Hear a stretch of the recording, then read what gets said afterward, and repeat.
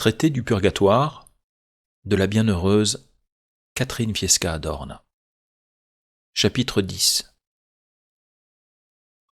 Comment Dieu se sert du purgatoire pour rendre l'âme parfaitement nette. L'âme y acquiert une si grande pureté que, lors même qu'elle y resterait après la purification, elle ne souffrirait plus.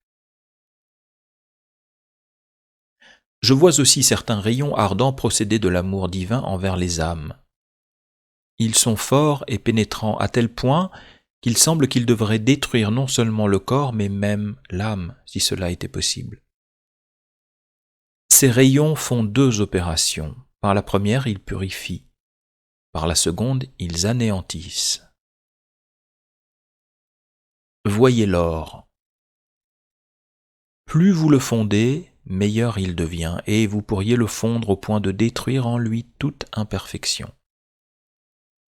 Tel est l'effet du feu sur les choses matérielles.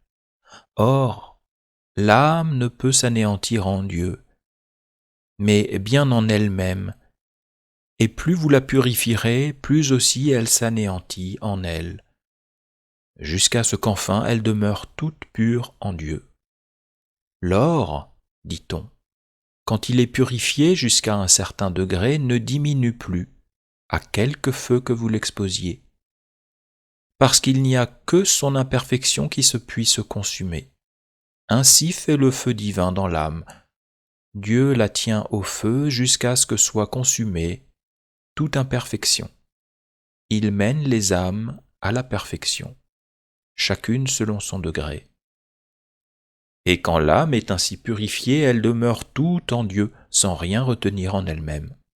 Son être est alors en Dieu, et lorsque le Seigneur l'a menée à lui de cette manière, elle reste impassible, parce qu'elle n'a plus rien à consumer. Et si après cette complète purification, elle continuait à demeurer dans le feu, elle n'en souffrirait plus. Ou plutôt celui serait un feu d'amour divin, de vie éternelle, sans aucune contrariété.